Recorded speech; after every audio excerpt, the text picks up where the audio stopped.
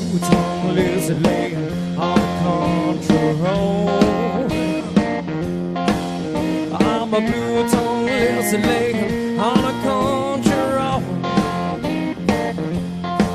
I'm gonna cross that sucker, got so far to go. I'm gonna lay right down, gonna give myself some sun.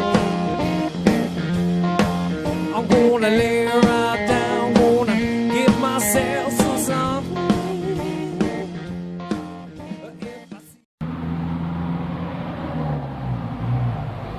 As a celebrant, it's my privilege to share stories, to be the voice for someone who can no longer tell their own story. And Eddy's story is one of true and eternal love, a story of complexities and challenges, a story of courage, passion, persistence and patience. He was a man who proudly served his country and was someone who understood that friendship was a gift to be treasured forever. He was a man who found great comfort in his own home, in his music, in his memories, but also his activities and routines. And so his passing reminds us that life really is a gift. It is something so very precious, and it's something to be valued and cherished. And sometimes it's good for us to be reminded that life really is good and it's worth putting some effort into. And I'm certainly not talking about perfect lives or storybook lives, but real, honest and hard-working lives, just like Eddy's. And with that reminder, Eddy has really left us a beautiful legacy, just in letting us know that really can happen. At this point, it's my privilege to share with you a eulogy that has been written by those who knew Eddy the best and also loved him the most. Eddy Bates, born on the 9th of January 1952. His youth was spent mainly in the southern Brisbane suburbs, attending primary school at Morningside and then continuing on to Balmoral High School. He had 4 siblings, Pat, his sister, and brothers Russell, Barry and Frank. He and Frank, to whom he was very close in age, lived with his mother and, despite hardships, had happy memories of his childhood, despite the mischief that they both got up to, especially when surfing up at Noosa with their mates. After school, he worked hard in various jobs and he also met the love of his life in high school, Laurie Cripps. They were school sweethearts, and this would form the base of his early life for many years. Eddy eventually came to work at Combsley Engineering and Foundry in approximately 1970 as a foundryman. He was in charge of a huge open furnace where cast iron was melted and poured into sand moulds to form various metal components. He became very good at this and was very well liked by his peers. About 1972-73 he did a stint in the regular army, and this led to a 12-month posting in Malaysia on a peacekeeping mission. He was based on the outskirts of a larger city in a closed compound and took regular fire from local insurgents. He found this very difficult, not so much due to the danger, rather he missed Laurie terribly, as they'd rarely spent any time apart before this. He was well received at the airport by Laurie on his return to Australia, and this is when they continued their relationship. He also came back to the foundry to work as the proprietors had kept his job open for him. Now, how often do you hear about that happening? Eddy and Laurie were married eventually, and after some years purchased their first home in the then distant suburb of Birkdale. They both worked hard and Laurie managed their incomes very well. Eddy was not real good with money at that time, and both of them had a track for the future. But this was all put on hold when Laurie was diagnosed with breast cancer, and soon after tragically lost her battle and passed away in 1986. Eddy was a broken man. His love for her was well known amongst those who knew him, and Eddy never recovered from this, even right up until his own passing. He never remarried and never met anyone else that took his heart. And some of his closest friends believe that he never wanted to. Eddy didn't respond well to coming to the realisation of a life without Laurie. He pushed the envelope to cloud his loss and the feelings that he held. And this was understandable, considering the woman that Laurie was, and those of you who knew her would certainly understand. But Eddy slowly arrived at a point where he would carry on. He continued to live in the Birkdale home that they'd made together and climbed slowly out of the cloud he was under, and life went on. Eddy worked for a few different employers, and he maintained early relationships with peers and mates, many of whom are here today, which is a wonderful tribute for Eddy. Ed developed many long-term relationships, and he was always a good mate to those who stuck by him. One of Ed's best mates was George Smith. George is now sadly passed, but these two would form a strong friendship from their early days as teenagers.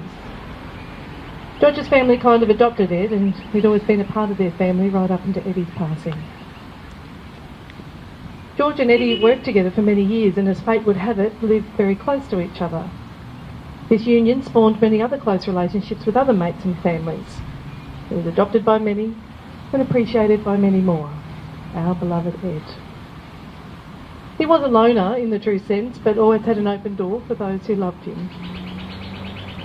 Ed later became interested in the guitar, and although he struggled with the regimental practice this instrument demanded, he enjoyed the playing of it immensely.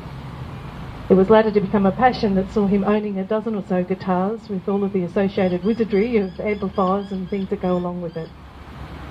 He'd often hook up with his mates for a jam session and a few beers. He absolutely loved it, and this was his passion right up into his final time. And this passion was ignited by his early appreciation of blues music. He absolutely loved the intoxication that this genre provided. Many of us believe that this love of the blues was the distraction that he needed to overcome the hopelessness of feelings for his loss of Laurie. But either way, it remained in his life. But he also had another passion. He became interested in old currency and the collecting of it. He was a self-taught, rare banknote and coin grader, and amassed a large collection over many years looking for the best grades of currency. He graciously passed on his gift to Randall, who spent many years at his place every Tuesday night for about 10 years learning the craft. And Eddy was instrumental in him starting up his own collection portfolio during these regular hookups. He also loved spending time with Frank's children, Nicole, Tim and Jared. Spent time with them in their home at Noosa and teach them all about guitars and coins when they visited Brisbane. As a cruel twist of fate, and whilst life carried on for Eddy, he was plagued with some serious health issues that would see him suffer greatly over many years. A broken back with crushed vertebrae was his mortal enemy, and life in the Middle Ages wasn't good for him, because he suffered chronic pain. It would become a crippling issue and impacted greatly on every aspect of his life, eventually forcing him out of the workforce and going on to a pension for many years. He spent the balance of his life from middle years dealing with it, and he saw it affected every aspect of his existence. But he earned the respect of everyone close to him, just with the way that he quietly dealt with it, rarely ever complaining. As life would have it, Eddy saw his retirement years moving to the little seaside hamlet of Woodgate Beach just south of Bundaberg. Sold his home in Birkdale and moved where he continued a very special relationship with longtime friends Mal and Deirdre. This friendship would come to mean more to Ed than he knew.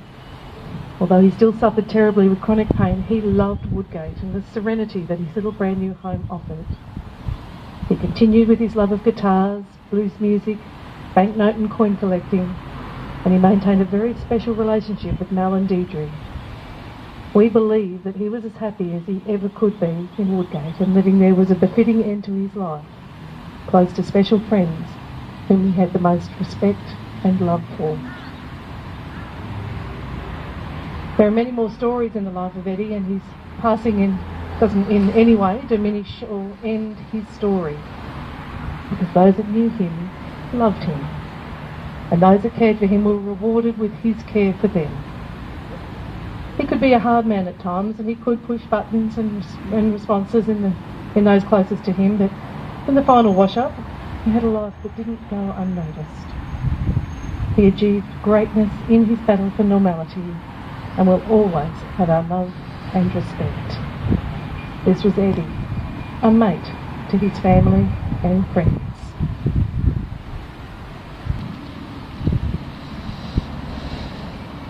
First met Eddy at the Powers Brewery 25 years ago, where my boss and Eddy's best mate George put us together for the day, and that became 3 years working together and a close friendship formed. I was drawn to his cheeky wit, sharp intellect and drunken guitar and snooker nights, along with George, Phil, Swampy and Co. We shared an interest in guitars and similar music, and were both equally very ordinary players. Along with Deirdre, we went to see concerts such as Bob Dylan, Neil Young, and even camped at the Byron Bay Blues Fest.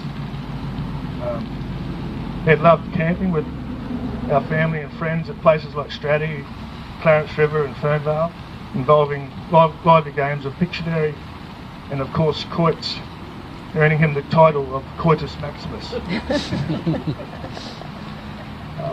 Also like to mention Ed's special connection with my partner Deirdre, from games of Scrabble, shopping for his furniture and plants, mowing his lawn for the past 10 years, long conversations while walking the beautiful Woodgate Beach with our dog Lily, to hospital appointments, etc., and to finally care for him in every way, without question.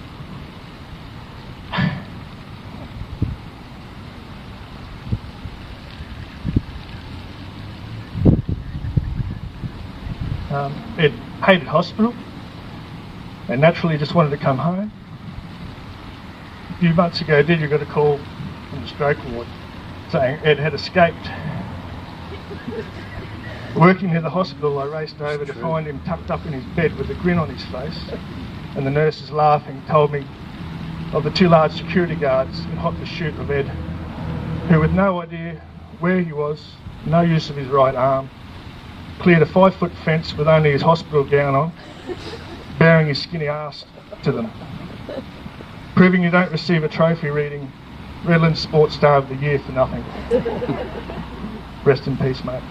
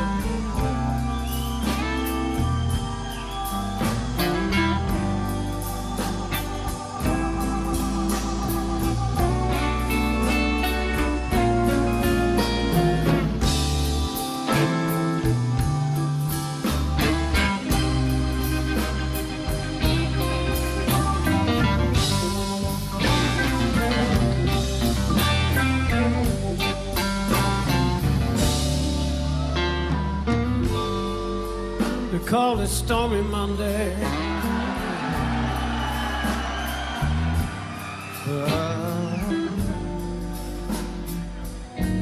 Tuesday's just as bad. They call it Stormy Monday, but Tuesday's just as bad.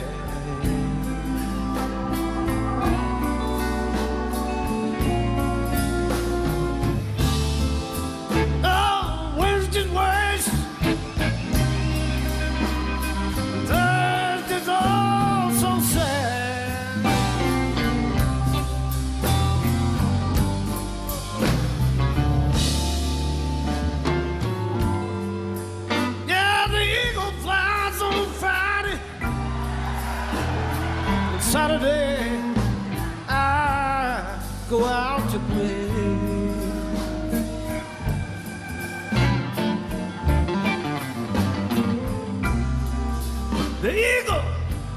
The eagle sometimes flies on Friday.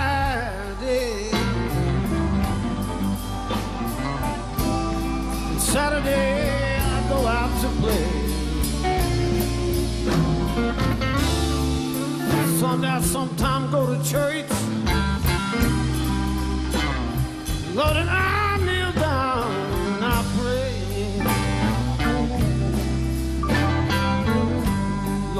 is what I say. Lord have mercy. Lord have mercy on me.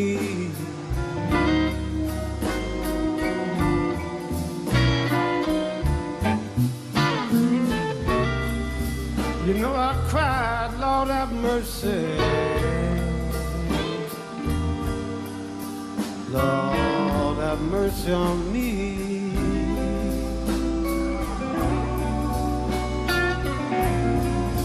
Yeah, you know I'm trying to find my